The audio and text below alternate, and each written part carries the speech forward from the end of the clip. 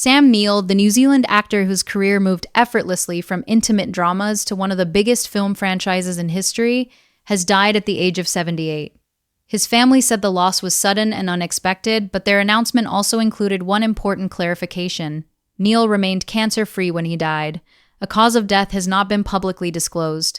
So what has actually been confirmed, what should not be assumed, and why are audiences around the world remembering far more than his role in Jurassic Park? For verified entertainment updates without the rumors, subscribe to Startline Entertainment.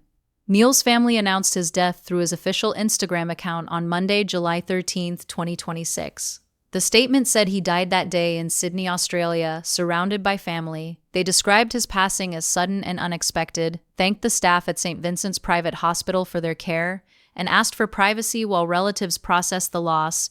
The wording about his health immediately became central to the story. Neill had previously spoken publicly about being treated for stage 3 angioimmunoblastic T-cell lymphoma, a rare form of blood cancer, but his family specifically said that he remained cancer-free at the time of his death.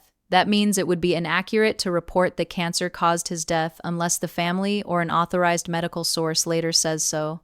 As of the latest public information, no cause has been announced. That distinction matters because many viewers knew Neill had faced a serious illness. He revealed in 2023 that the diagnosis came after he noticed swollen glands while promoting Jurassic World Dominion in 2022. Treatment initially placed the disease in remission, but Neill later said his original medication had stopped working. In 2026, he publicly celebrated scans showing no detectable cancer after participating in a clinical trial involving CAR T-cell therapy in Australia. His family's final statement confirms that the remission had continued. The announcement therefore carries a painful contradiction. Neill had recently shared encouraging news about his recovery and appeared to be looking ahead professionally. Yet his family says his death came without warning. The public record does not explain what medical event occurred, and respectful coverage has to leave that question open. People added Neill to the top of its ongoing list of notable deaths in 2026 shortly after the family announcement. That list now contains actors, musicians, athletes, writers, and other public figures who died during the year. But Neill's entry became the most current update because his death was announced on July 13th. For millions of moviegoers, Neill will always be Dr. Alan Grant. When Steven Spielberg's Jurassic Park arrived in 1993, Neill gave the film a grounded human center. Alan Grant was a scientist confronted with something that should have been impossible: living dinosaurs created through genetic engineering. The performance combined professional confidence, skepticism, and fear without turning Grant into a traditional action hero. Neill returned to the role in Jurassic Park 3 in 2001 and again in Jurassic World Dominion in 2022. That final return reunited him with Laura Dern and Jeff Goldblum, connecting the original film's central trio with a new generation of the franchise. Reuters described Dr. Grant as the role for which Neill was best known internationally, but it represented only one part of a career that stretched across more than 5 decades. Long before audiences saw him running from velociraptors, Neill had already built a reputation through films including Sleeping Dogs, the 1977 New Zealand drama that helped establish him as a leading actor. He followed it with acclaimed performances in My Brilliant Career, Possession, A Cry in the Dark, and Dead Calm. Those projects demonstrated a range that could move from romantic drama and psychological horror to political storytelling and suspense. In The Hunt for Red October, he played Captain Vasily Borodin opposite Sean Connery. In Jane Campion's The Piano, he portrayed the complicated and controlling Alastair Stewart. Later roles included Event Horizon, Peaky Blinders, The Tudors, and numerous Australian and New Zealand productions. That body of work made him difficult to confine to a single genre or national film industry. Neill was born in Omagh, Northern Ireland, in 1947 and moved to New Zealand as a child. Although his career became international, he remained closely associated with New Zealand's cultural identity and film community. He was knighted for his services to acting and became one of the country's most recognizable performers. His life outside acting became part of his public appeal as well. Neill owned 2 paddocks, a vineyard and winery in New Zealand's central Otago region. He frequently shared photographs and videos from his farm, where animals were often named after friends and fellow performers. Those posts showed a playful, self-deprecating side that differed from many of the intense or authoritative characters he played on screen. His memoir, Did I Ever Tell You This?, was written during a period when treatment kept him away from acting. Neill described writing not as a farewell, but as a way to occupy himself while confronting uncertainty. Public interviews around the book revealed someone willing to discuss mortality without allowing illness to define the entire story of his life. That attitude also shaped how audiences interpreted his recovery announcement earlier in 2026. Neill did not merely report that a scan was clear. He used his experience to advocate for wider access to the treatment that had helped him, particularly for blood cancer patients in Australia and New Zealand. After news of his death became public, fellow actors, filmmakers, and political leaders began sharing tributes. Nicole Kidman, who starred with Neill in Dead Calm, remembered him as a kind, charming, and intelligent colleague.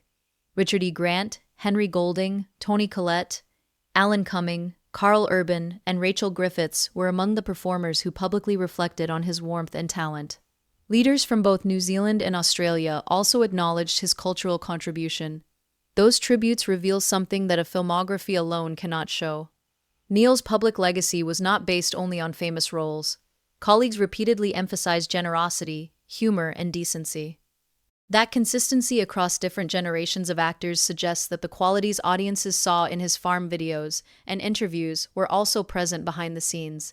The newest reports also show that Neill had been professionally active close to the end of his life. Weeks before his death, he had expressed happiness about receiving a television award nomination and appeared to be anticipating the upcoming ceremony. That makes the family's description of the loss as sudden particularly significant. What viewers should not do is turn that surprise into speculation. No responsible source has confirmed a heart attack, stroke, treatment complication, or any other specific cause. The hospital named by the family has not released a medical explanation. The fact that Neill had previously experienced blood cancer does not prove that the disease returned or contributed to his death. His family explicitly said he remained cancer-free. It is also important not to confuse the timing of the public announcement with an extended period of public decline. The available statement says he died July 13th in Sydney with his family present. It does not describe a long final illness, and more details may or may not be shared later. The family has requested privacy. The Startline takeaway is that this story contains one confirmed loss and one major unanswered question. Sam Neill died at 78, surrounded by family. His death was sudden, and a cause has not been made public. His previous cancer was not active according to the family's statement. Those facts should remain separate and clear. What changed on July 13th was not only the official status of one of cinema's most familiar actors. The announcement also transformed Neill's recent messages about remission, work, and gratitude into part of his final public chapter. Only weeks earlier, he was looking toward future appearances. Now colleagues and audiences are reviewing a career that reached from the rise of modern New Zealand cinema to the global phenomenon of Jurassic Park. His most famous character spent much of Jurassic Park warning others that nature could not be completely controlled. Yet Alan Grant was never defined only by fear. He adapted, protected the children around him, and found wonder even inside chaos. Neill's performance gave that character intelligence and humanity, which is why audiences continued to welcome him back almost 30 years later. But Neill's legacy should not stop at Dr. Grant. He brought restraint to the piano, unease to possession, authority to the hunt for Red October, and warmth to the many interviews in which he seemed almost amused by his own fame. He built a winery, advocated for cancer research, and maintained a public presence that felt personal without becoming manufactured. The clearest verified summary is this. Sam Neill died in Sydney on July 13, 2026, at age 78. His family was with him. They described the loss as sudden and unexpected, said he remained cancer-free, and asked the public to respect their privacy. A cause of death remains undisclosed. As more tributes arrive, the unresolved medical question may continue to attract attention. But unless his family chooses to answer it, the more meaningful public record is already extensive. More than 5 decades of performances, a character known across generations, and a reputation among colleagues for kindness that existed far beyond the screen. Sam Neill spent his career portraying men facing the unknown. His final family statement leaves one detail unknown as well. What is no longer uncertain is the depth of the legacy he leaves behind.